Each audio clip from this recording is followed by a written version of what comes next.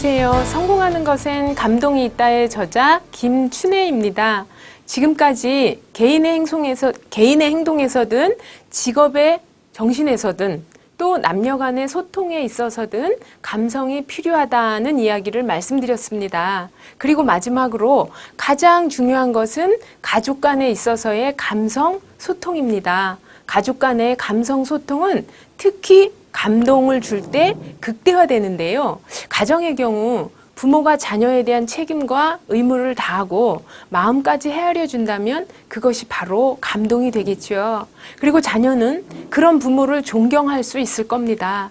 이런 가족의 감동은 작고 당연한 것을 고맙게 생각하는 마음에서 비롯됩니다. 간혹 돈만 벌어다 주면 책임과 의무를 다한 것인 양 말하고 상처를 주는 부모들도 있습니다. 물론 그런 부모의 노고를 너무 당연시하고 감사할 줄 모르는 자식도 문제겠지만 자식을 부양하는 것만이 부모의 도리인 양 억압하면서 역시 아이들의 태도를 불량스럽게 만드는 부모도 있습니다. 중이병을 아주 호되게 앓고 공부보다는 화장에 더 관심이 많던 고2 둘째 딸아이가 어느 날 늦은 시간까지 핸드폰도 꺼져 있고 학원에서 안 돌아오는 겁니다. 경찰에 신고를 해야 하나 속을 태우고 있는데 학원에서 밤 12시가 넘어서야 와서는 엉엉 우는 겁니다. 전자발찌 생각도 나고 애 치마 길이가 짧았던 것도 생각나고 두렵기부터 했습니다. 그런데 뜻밖에도 딸아이는 수학이 너무 어렵고 이해가 안 돼서 25점을 맞았다고 했습니다. 짝은 찍어서 30점을 맞았는데 자기는 풀어서 25점을 맞았다고 억울해서 울었다는 겁니다. 이 세상에서 제일 키우기 힘든 애가 지혜비 닮은 애라고 하는데 정말 어이가 없었습니다. 그런데 뜻밖에도 남편은 딸아이를 안고 같이 우는 겁니다. 야, 너무 감동적이다. 나는 우리 딸이 자랑스러워. 어떻게 수학 문제가 안 풀린다고 울 수가 있냐? 난 그런 생각을 해본 적이 없다. 나도 25점 맞아봤는데 수학 문제가 안 풀리면 어떤 놈이 풀겠지 했지 너처럼 눈물이 나도록 풀고 싶었던 적이 없었어. 눈물이 나도록 간절하면 뭐든지 할 수 있지 않겠니? 야, 우리 딸 멋지다. 뭘 먹고 내가 너같이 훌륭한 딸을 낳았을까? 너무 기특하다 하면서 같이 우는 겁니다. 딸아이는 같이 울면서 중2 때 미운 짓 해서 아빠 미안해. 아빠가 이제부터 공부 열심히 해서 나 대학 갈게. 그러면서 같이 부둥켜 안고 아주 감동의 도가니였습니다. 그 후 딸아이는 돌변하기 시작했고 딱 고3 1년을 무섭게 공부하더니 4, 5등급이었던 성적을 1, 2등급으로 끌어올리면서 소위 말해 인서울 대학에 입성했습니다. 이처럼 본인이 깨달아야 변합니다. 어떤 누구도 아버지가 되는 것이 꿈이라고 말하는 남자도 없고 엄마가 되는 것이 꿈이라고 말하는 여자도 없습니다. 누구나 부모가 될 수 있기 때문이죠. 그렇게 믿기 때문이죠. 하지만 누구나 부모가 될 수는 있어도 좋은 부모, 존경받는 부모가 되기는 어렵습니다.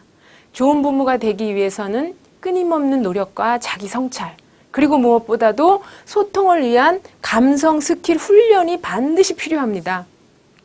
비교문화학으로 한미 양국의 교류 역할을 하고 예일대 교수를 지낸 전혜성 박사는 남편 고강림 박사와 함께 사회 발전을 위한 연구와 물론 성과도 냈지만 6자녀를 아주 훌륭하게 키워난 것으로도 유명합니다. 전혜성 박사는 엘리트보다는 사람이 되어라 라는 책을 통해서 자녀들 이야기를 써놓았는데요. 그 내용을 보면 한 집안에서 12개의 박사학위가 나오고 미 대통령 행정부에서 활약하는 고급 인재로 거듭나기까지 철저한 감성교육이 큰 몫을 하고 있다는 것을 알 수 있습니다. 그녀와 남편은 평생 공부하는 모습을 보이면서 자녀들에게 본이 되었고 철저히 자신의 선택에 의해서 책임을 지도록 자녀와 끊임없이 교감했다고 합니다. 감정을 주고받는 건 양보다 질입니다. 부모와 자식이 얼마나 긴 시간을 보냈느냐보다는 얼마나 깊이 있는 대화를 나누고 공감하고 이해했느냐의 문제일 겁니다.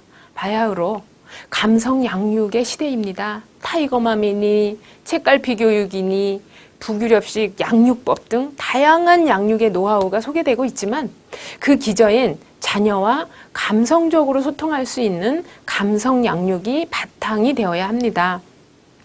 가천대에서 겸임교수로 있을 때 우리 학생들을 대상으로 재미있는 실험을 한 적이 있습니다. 부모님에 대해서 A4 용지 2장을 써오라고 과제를 냈습니다. 그러자 부모님은 어떤 사람이고 어떤 일이 있었으며 어떤 감정이었는지 가족의 스토리를 2장 가득 메운 학생이 있는가 하면 반면에 부모에 대해서 직업을 2줄 정도 쓴 학생도 있었습니다. 쓴 학생들을 A그룹으로 쓰지 못한 학생들을 B그룹으로 나누어서 1년간 관찰했습니다. A그룹에 있는 학생들은 수업 시간에 눈을 잘 맞추었고 수업이 끝나면 감사합니다, 잘 들었습니다 라고 말하면서 답안지에도 한 학기 동안 감사했습니다 라고 쓴 반면 B그룹에 있는 학생들은 수업을 귀로만 듣고 눈을 잘 마주치지 않았으며 답안지 작성 시에도 보면 오답은 물론이거니와 교수명의 제 이름을 박춘혜 또는 임춘혜라고 적는 실수를 했습니다. 부모와의 감정 교류가 관계 형성과 성적에도 영향을 미친다는 것을 알 수 있었습니다.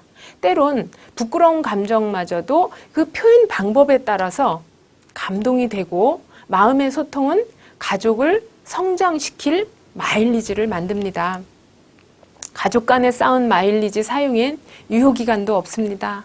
감성 마일리지는 쌓일수록 서운한 감정이 고마운 감정으로 변하죠. 감사하는 마음이 감동입니다. 감동한 것은 오래 기억합니다. 감정과 기억력은 연관성이 있습니다. 외운 것은 시간이 지나면 잊어버리지만 감정으로 부딪힌 것은 시간이 지날수록 생생하게 기억합니다. 감동은 그리움입니다. 추억거리가 많은 가족은 늘 성장하며 행복해합니다. 지금까지 성공하는 것엔 감동이 있다의 김춘혜였습니다. 감사합니다.